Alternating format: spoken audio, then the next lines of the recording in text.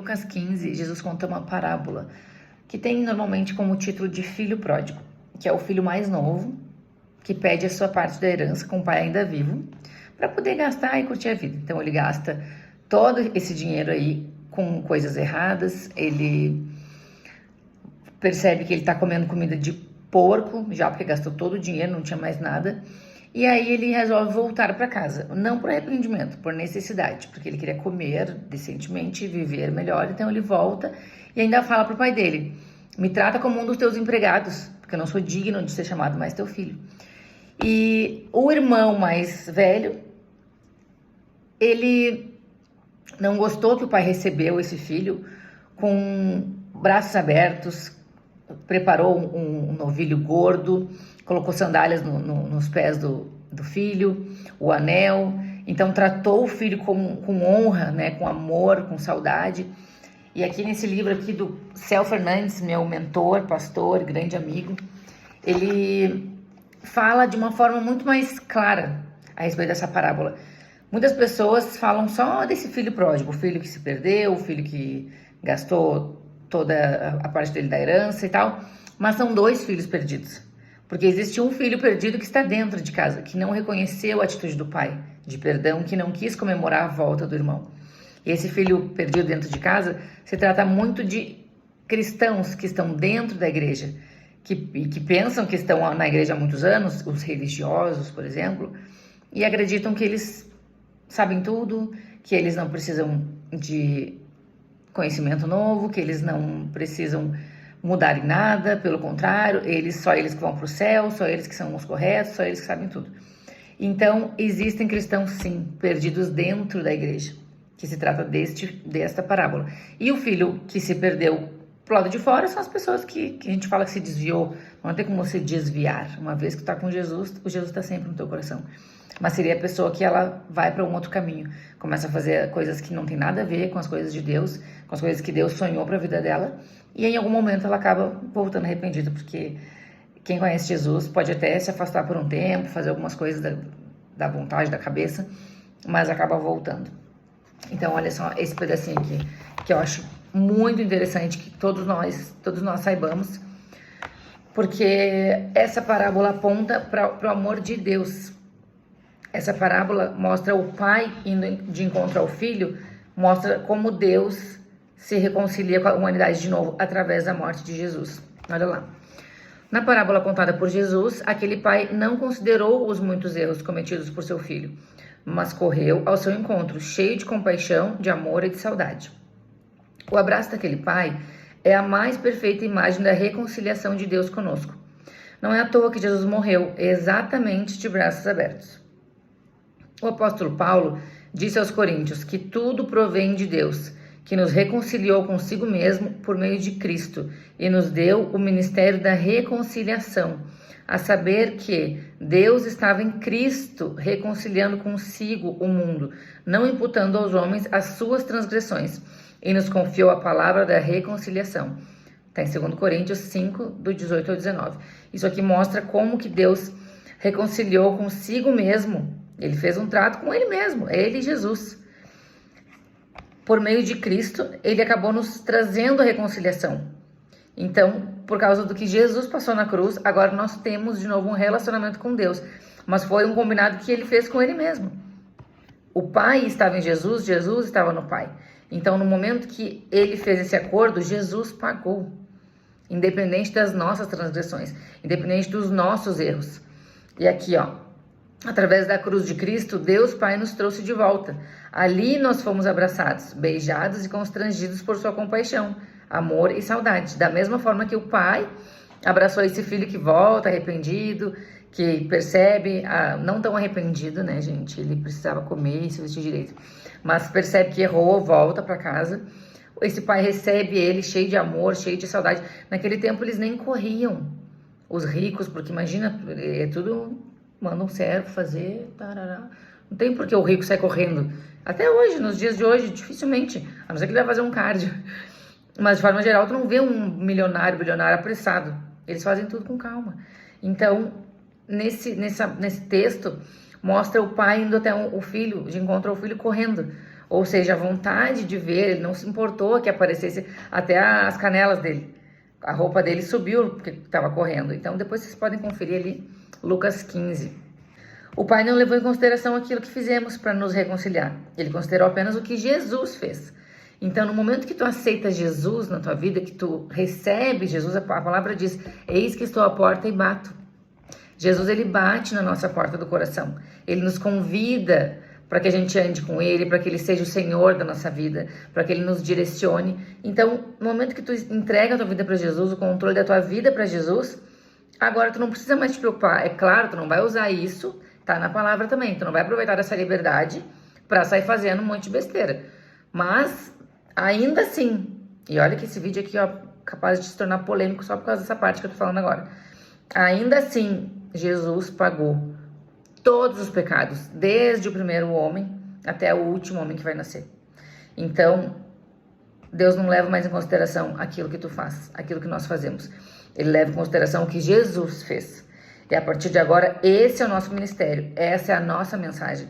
Anunciar para todo mundo a mais constrangedora reconciliação da história. Pregar em todo lugar que por meio de Jesus Cristo, todo ser humano pode retornar ao Pai e encontrar o seu amor. Levante as mãos, ofereça ação de graças ao Pai e agradeça a Ele por essa constrangedora reconciliação. E ore. Obrigada, Pai, porque através de Jesus você me reconciliou contigo. E eu sou tua filha amada que te alegra e satisfaz o teu coração. Isso daqui é uma oração retirada daquela parte quando Jesus se batiza, João Batista batiza Jesus, e do céu se ouve uma voz que diz, este é meu filho amado. E aí, este é meu filho amado, todo mundo pensa, a maioria, né, que ele tá falando para Jesus. Mas se ele estivesse falando para Jesus, essa voz que saiu do céu, estaria falando para Jesus, ele diria, você é meu filho amado. Então a voz estava falando para todos que estavam ali, para saberem que ele estava falando do filho dele. E aí tem uma chave aí. Se tu tá em Jesus, se a tua vida pertence a Jesus agora, tu também é um filho amado, uma filha amada. Porque agora tu é uma nova criatura, as coisas velhas se passaram e eis que tudo se fez novo. Então quando Deus fala, este é meu filho amado, ele está dizendo para ti também, esta é minha filha amada, na qual eu me alegro, na qual me traz prazer, na qual traz alegria. E aí a mensagem de hoje é essa. Tem pessoas perdidas do lado de fora, tem pessoas perdidas dentro da igreja também. Mas Jesus, ele tomou sobre si todas as transgressões, todos os pecados do mundo, todas as doenças, maldição, rejeição, humilhação, tudo estava sobre Jesus. A palavra diz que aquele que nunca cometeu pecado se fez pecado. Por isso que naquela hora que ele estava, um pouquinho antes de morrer, e nesse momento ele fala, Deus meu. Por quê? Porque ele está na forma de homem ali. Deus meu, por que me abandonaste? Por que me desamparaste? Por que me rejeitaste? E aí a questão é, Deus não rejeitou Jesus. Houve ali uma separação, quando ele fala, se possível for, afasta de mim esse cálice, antes de ele ser preso, antes de ele ser entregue para ser morto numa cruz.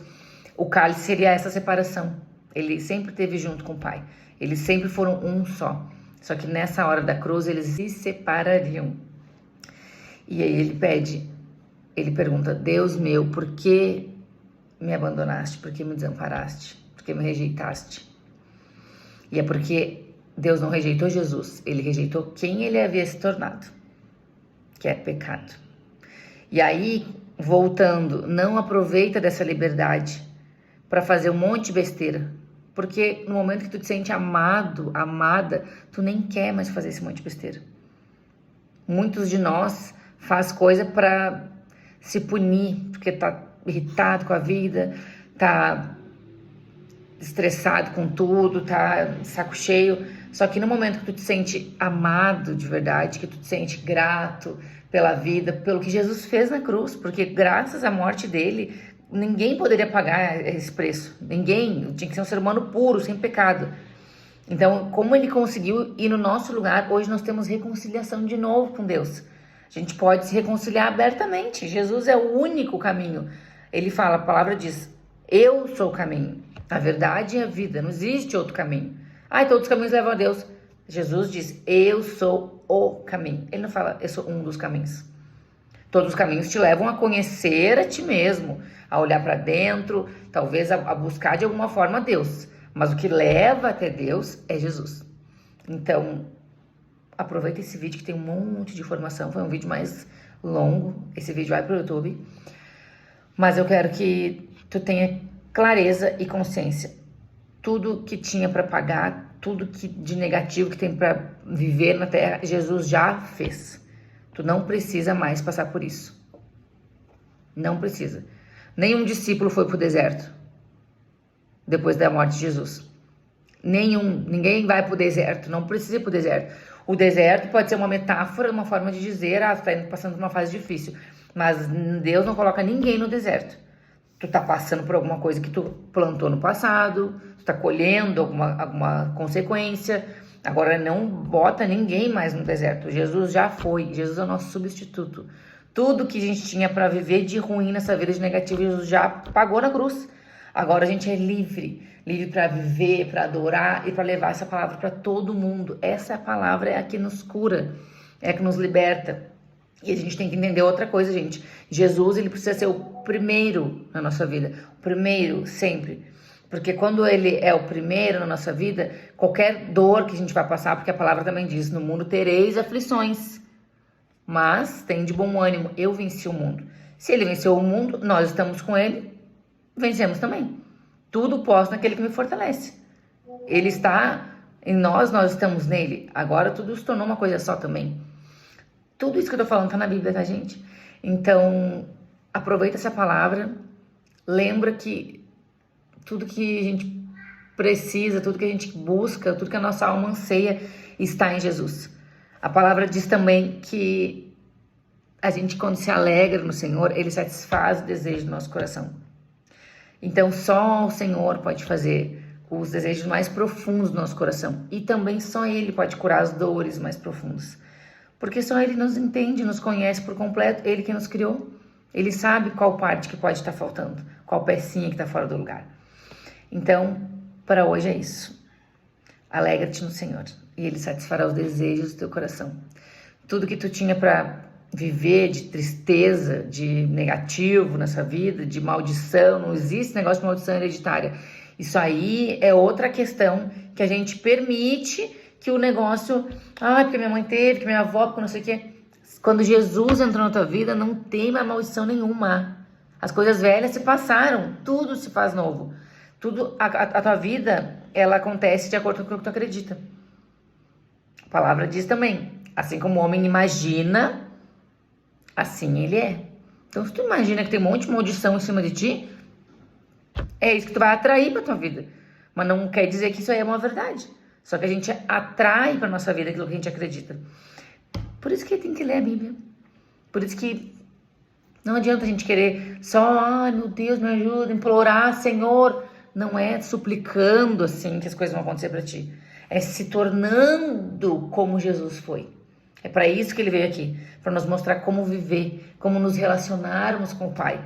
E como vivermos de forma livre, abundante, feliz, próspera, transbordante. É para isso que a gente está aqui. Jesus nos chamou para ser livre, mas não aproveita isso para libertinagem, para loucura, para fazer, agora eu posso.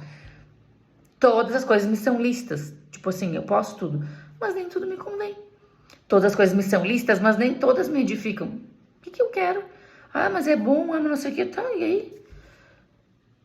Tu já tem a liberdade para fazer, aí tu vai fazer só porque tu pode? Então, vamos refletir, vamos colocar Jesus no lugar dele. Ele é o primeiro, ele é o centro. Graças a ele que nós estamos aqui hoje. E bora ler mais a Bíblia, porque tudo isso que eu te falei tá tudo na Bíblia. Só que eu trouxe uma mastigadinha pra ti. E outra, passa adiante isso. Isso que tu sabe, se tu não souber explicar, passa o vídeo. Porque as pessoas estão presas, o povo perece por falta de conhecimento. Elas estão presas na própria ignorância, estão presas em dependência emocional, estão presas em um monte de baboseira, que se elas botassem Jesus em primeiro lugar, o sofrimento seria menor. No mundo tereis aflições, mas tenha bom ânimo. Jesus venceu o mundo. E agora as coisas velhas se passaram, tudo se fez novo. Tudo você pode naquele que te fortalece, Jesus. Tudo você pode. Todas as coisas você pode naquele que te fortalece. Um beijo e até o próximo vídeo.